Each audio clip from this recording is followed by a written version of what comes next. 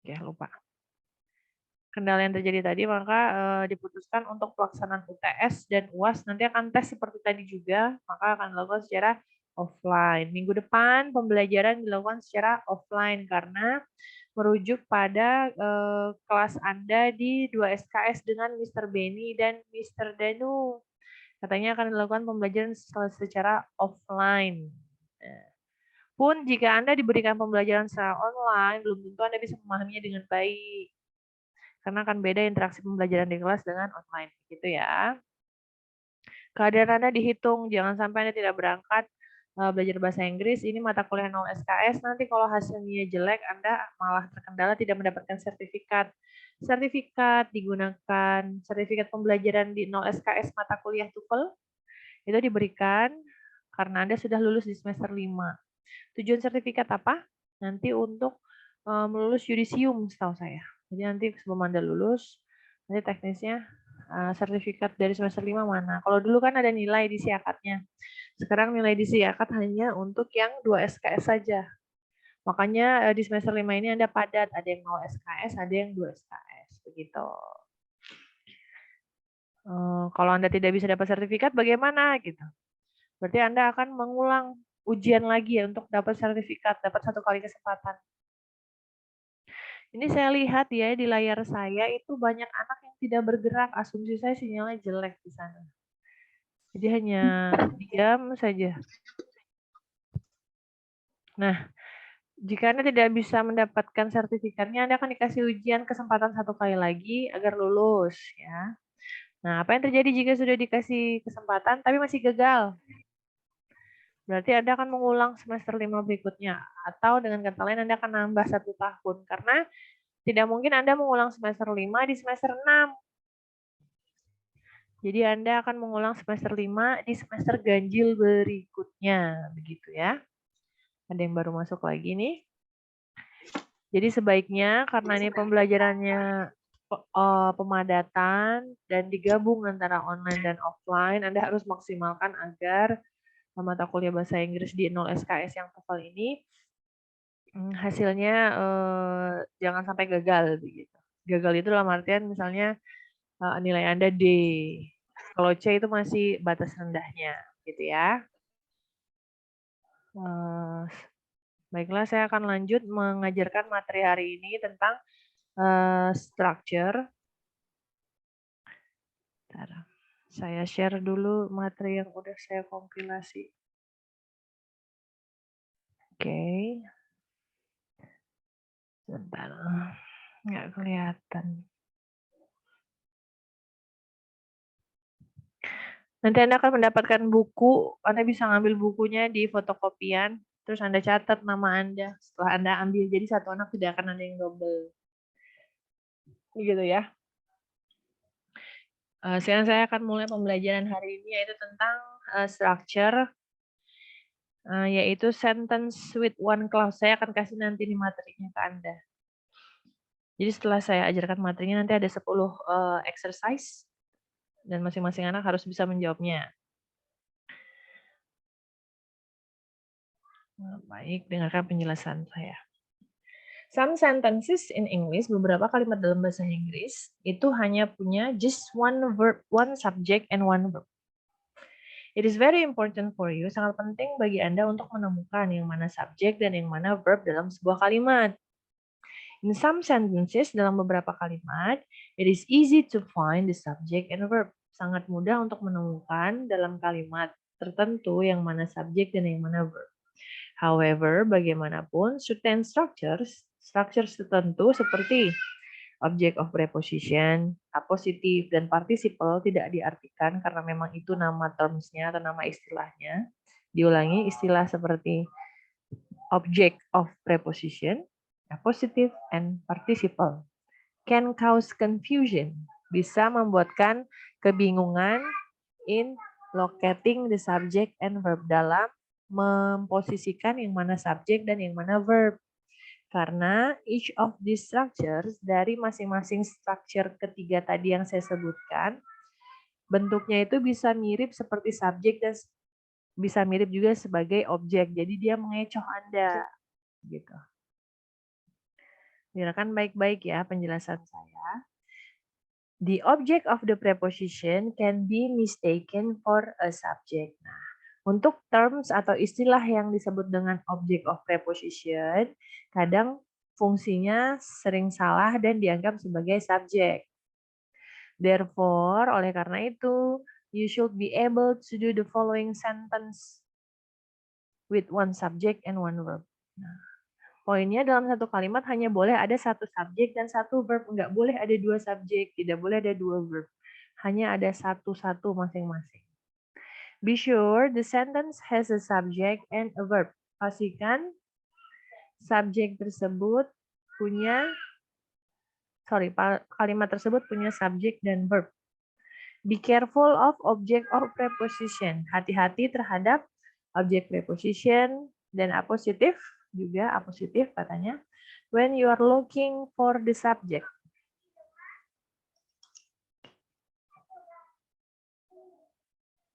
Suara saya masih terdengar dengan jelas?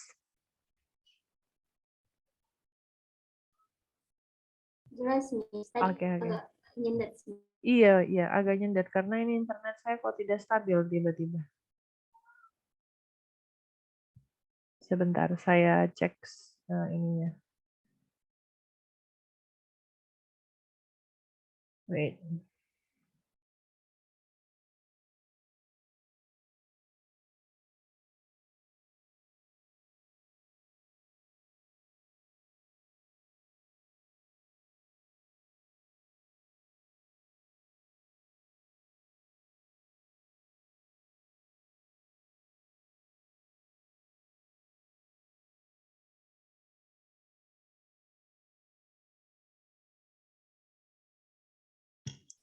Oke, lanjut ya. Naik turun sinyal saya. Yang ketiga adalah hati-hati dengan present participle. Namanya present participle dan past participle. Saat kamu mencari tahu yang mana subjek dan verb, itu adalah yang barusan saya terjemahkan itu merupakan arahan apa yang akan kamu pelajari di skill 1. Jadi namanya TOEFL itu nanti belajarnya skill per skill. Ada structure, ada listening, ada reading. Nah, sekarang kita belajar dulu structure. Structure itu ada banyak skillnya, ada 50 skill. Tapi kamu tidak akan mempelajari ke 50 skillnya. Kamu hanya mempelajari beberapa. Untuk memperkenalkan kamu pada ujian TOEFL itu seperti apa. Ya.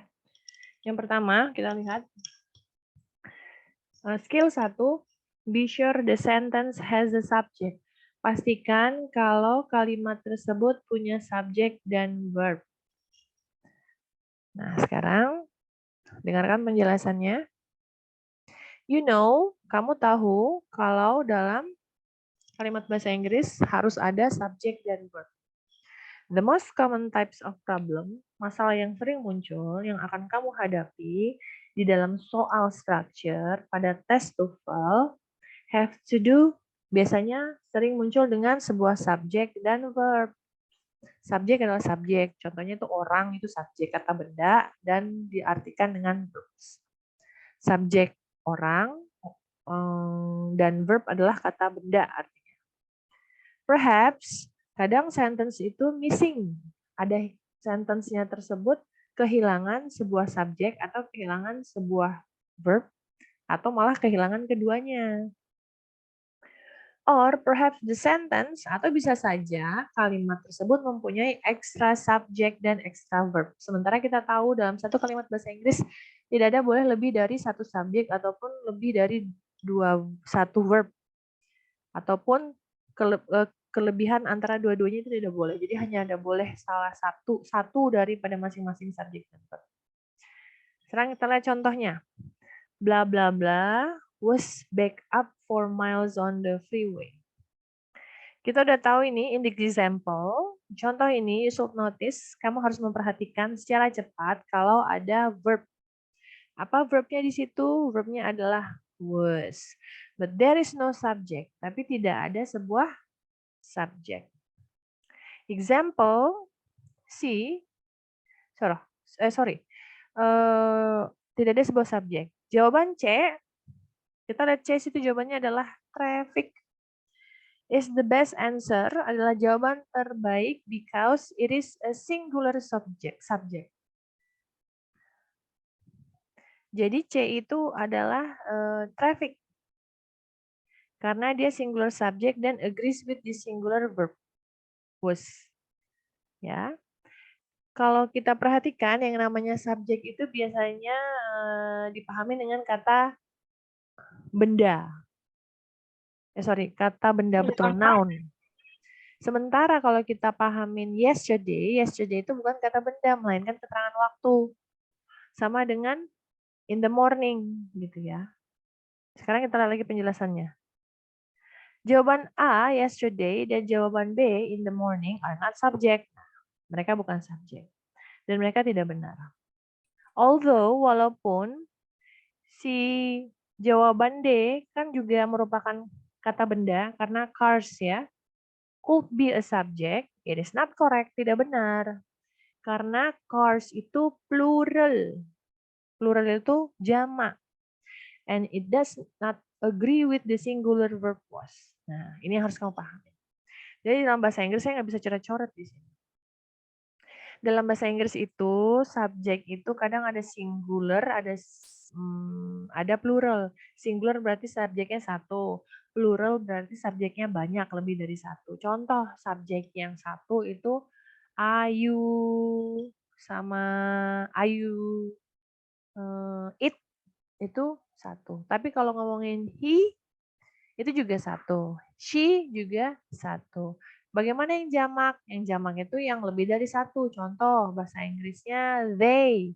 Kalau kita ngomongin they mereka berarti kan lebih dari satu. Atau we itu adalah sebuah subjek yang lebih dari satu orang. Kalau kita sudah memilih salah satu subjek mau buat kalimat subjeknya satu atau lebih dari satu, kemudian kata yang mengikutinya kan katanya disebut dengan verb. Ya. Verb tersebut harus cocok juga singular atau plural begitu. Misalnya, kalau she pasangannya kan is, tidak mungkin si pasangannya am begitu ya. Kalau si diikuti am kan jadinya salah. Nah, itu yang tidak cocok maksudnya, tidak agree sesuai dengan yang layar Anda itu kan bilangnya does not agree, artinya tidak sesuai. Atau misalnya we subjeknya jamak. Harusnya setelah we kan diikuti oleh verb. Verbnya pun harus jamak. Tidak mungkin we diikuti verb tunggal. Verb tunggal itu apa? Contohnya is.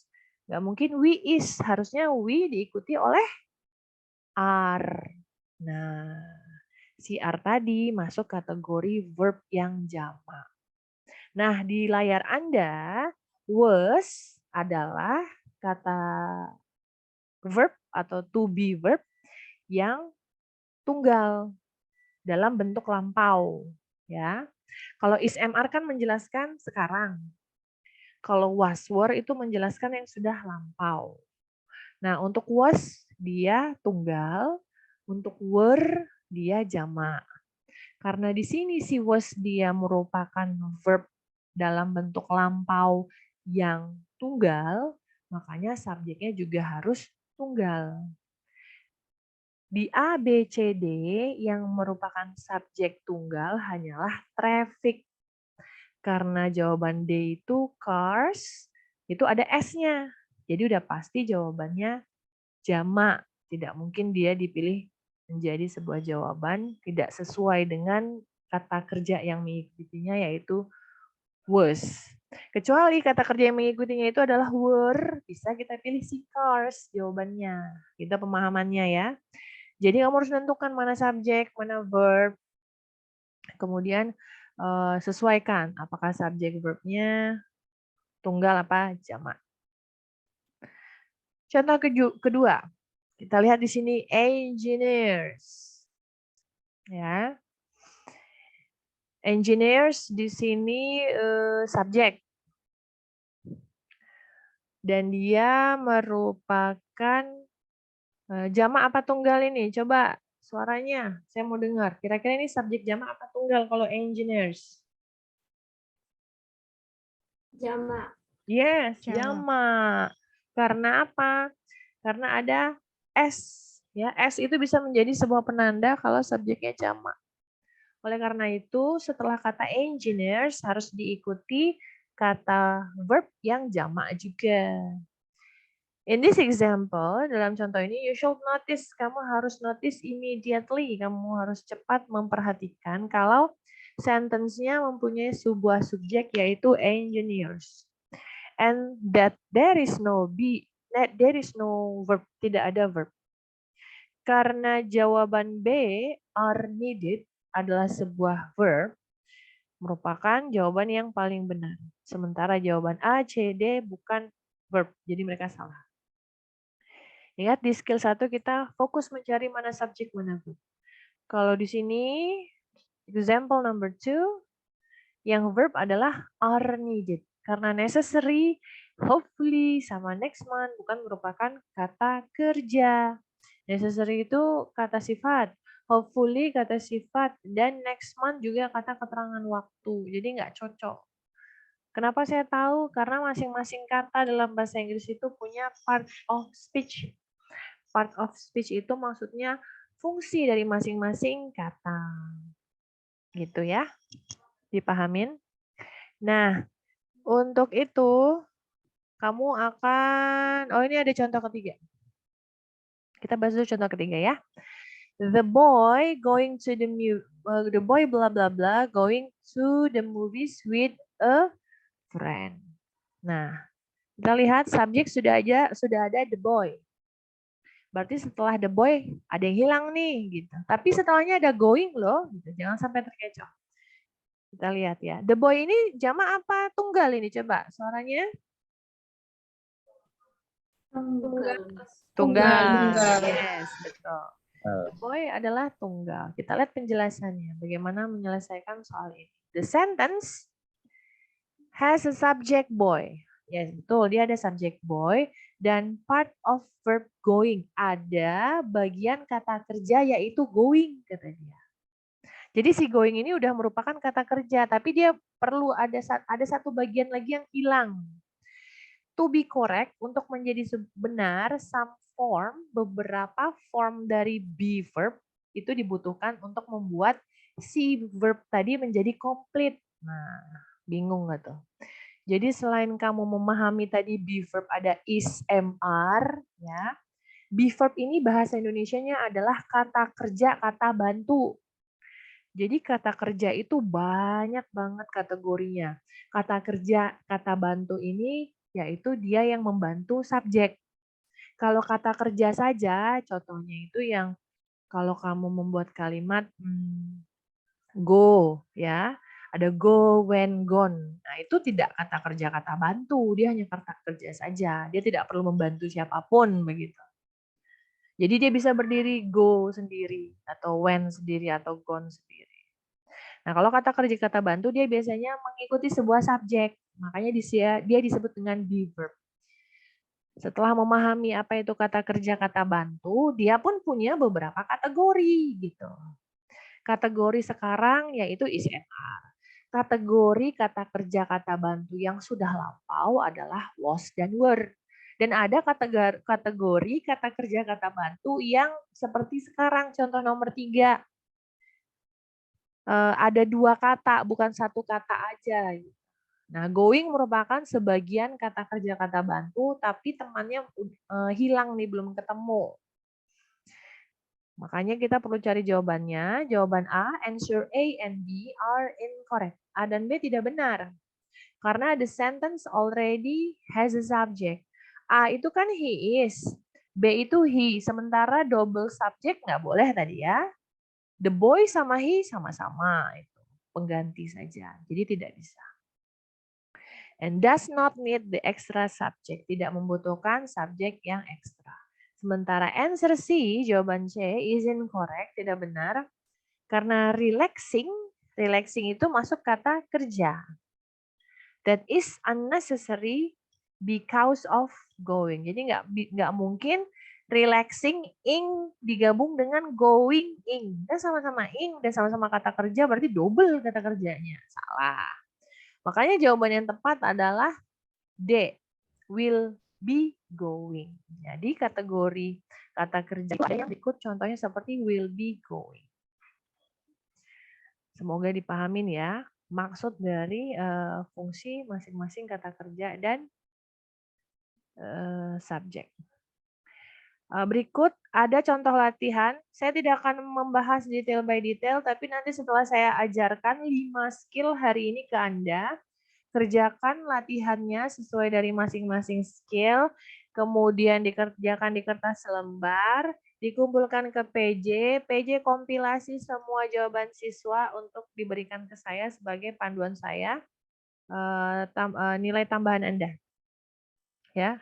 Jadi nanti Anda kerjakan sendiri. Deadline hari ini nanti jam 9 malam PJ sudah harus mengirimkan semua jawaban siswa di kelas A2. Jadi benar-benar didengarkan arahan dan instruksi saya. Sekarang kita lihat contoh mengerjakan soal ini. Last week when fishing for trout at the nearby mountain lake. Last week pergi memancing ikan trout. Trout itu adalah nama ikan di nearby mountain lake. Sebentar.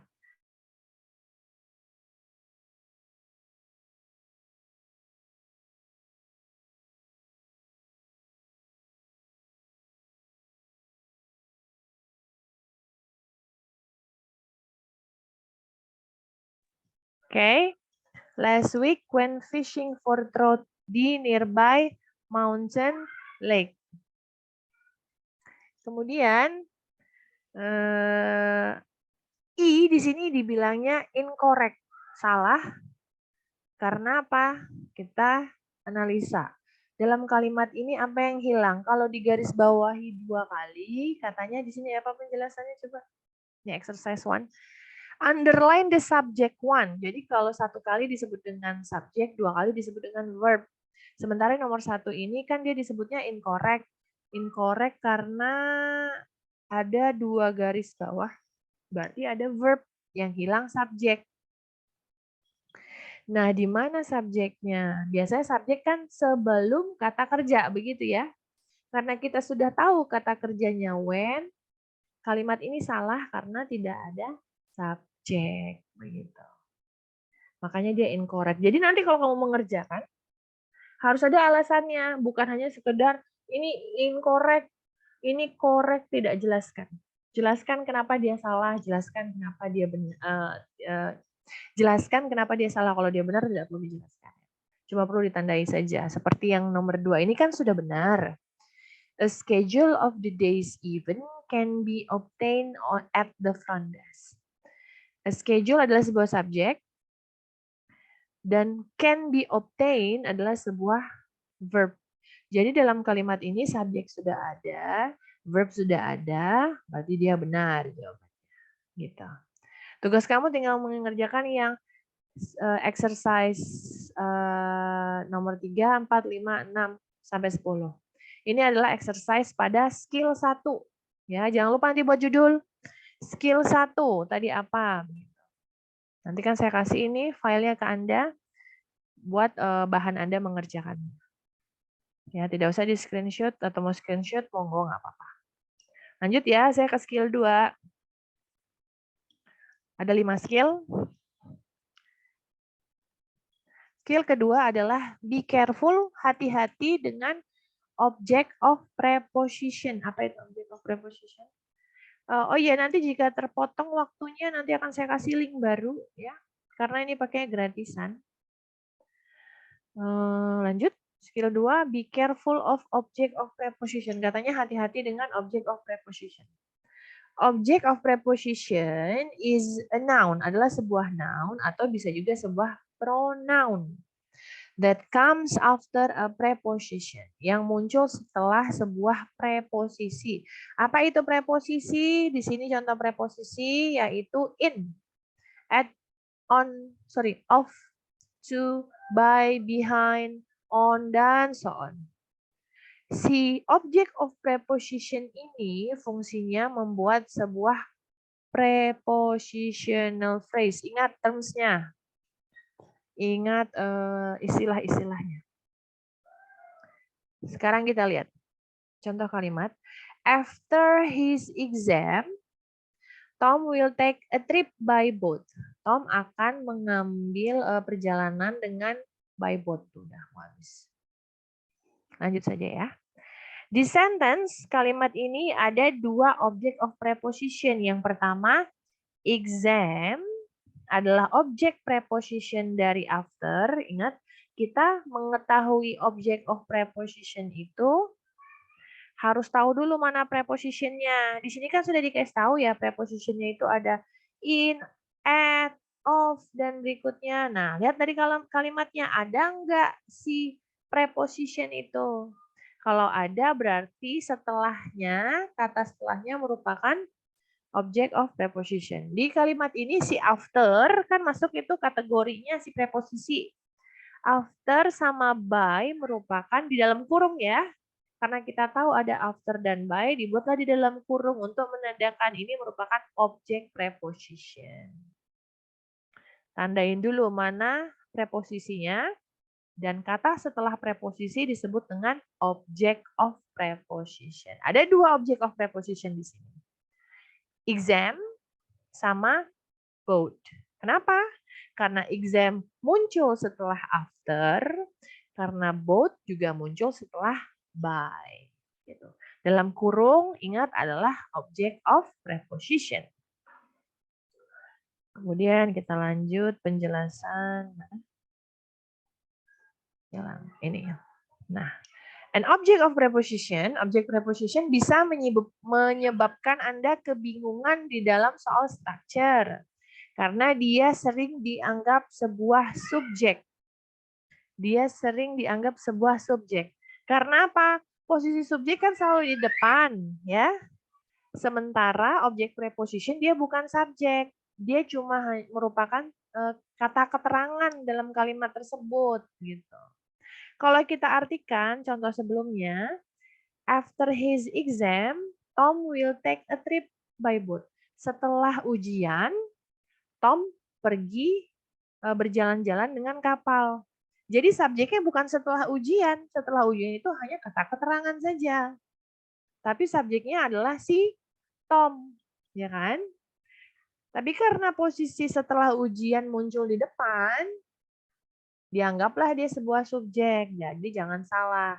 Si after the exam ini bukan sebuah subjek, tapi dia object of preposition. Sama dengan contoh berikut. With his friend. Nah, ada his di situ. Akan terkecoh kita. Dikirain dia sebuah subjek. Padahal kita lihat with itu kan masuk kategori preposition. Kita lihat penjelasannya. In this example, you should look first for the subject. Lihat dulu subjeknya mana. Subjek nggak ada nih. Dan verbnya mana?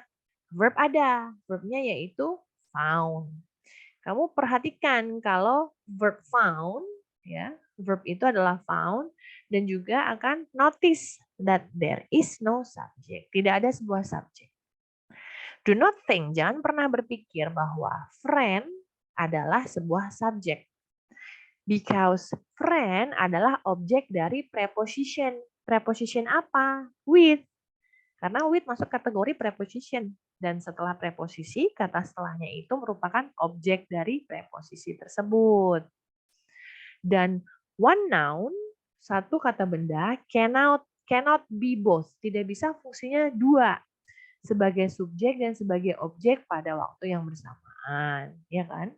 Yang satu sebagai object of preposition. Kemudian dia mau dijadikan subjek pada kalimat itu. Ya enggak bisa. Salah jadinya.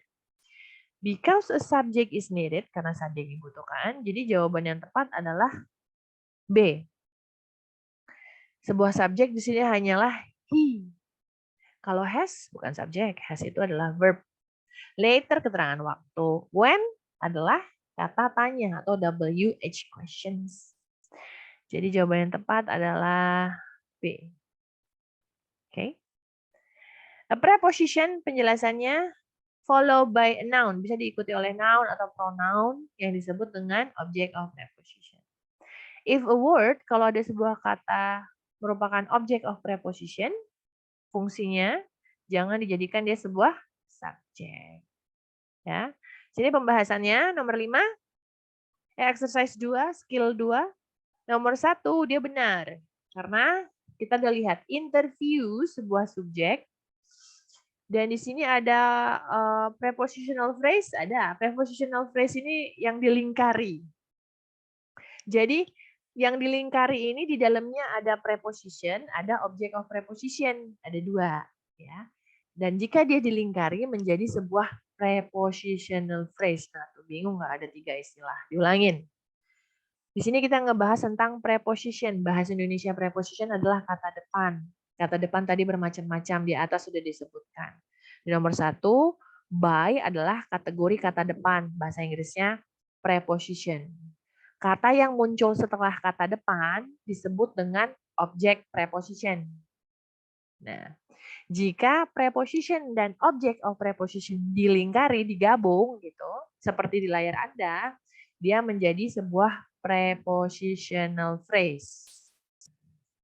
Maka saya ganti terms-nya. Nomor 1 kan sudah ada subjek, interview. Adakah prepositional phrase di sini? Ada, karena by merupakan preposition. Ada objek preposition? Ada, yaitu radio broadcaster. Setelah kita ketemu mana objek prepositionnya, mana prepositionnya, kita cari. Ada verb enggak? Ada, itu yang digarisbawahi 2 kali itu. Were carried. Tadi kan ingat, was, were itu masuk kategori verb. Ini juga merupakan verb, were carried. Nomor 1, correct, benar. Alasannya begitu. Nomor 2, salah. Kenapa incorrect? Udah jelas, verb ada, tuk ya, digarisbawahi 2 kali. Di sini ada 2 PP. PP pertama, in the last possible moment. Dalam PP pertama ada preposition. Apa prepositionnya? In. Setelah in, apakah ada objeknya? Ada, yaitu last possible moment. Di prepositional phrase kedua, ada di prepositional phrase kedua, dalam lingkaran kedua, apakah ada preposition? Ada, yaitu before. Setelah before ada objek prepositionnya, ada, yaitu take off. Jadi di sini ada 2 prepositional phrase. Boleh enggak, Miss? Boleh saja. Yang enggak boleh kan subjek sama verb. Karena kita sudah tahu di sini ada verb, yang hilang berarti subjeknya. Jadi nomor 2 ini salah karena dia tidak ada sebuah subjek. Begitu cara memahami, mengerjakan exercise 2. Wah, itu ya. Semoga dipahamin. Ada banyak ini, ada 3. Semoga nggak blenger. Ini 2 menit mati. Saya stop share. Matikan dulu. Nanti saya kasih link yang baru ke PJ ya. Ditunggu untuk link yang baru. Saya end for all dulu meetingnya. Stand by please.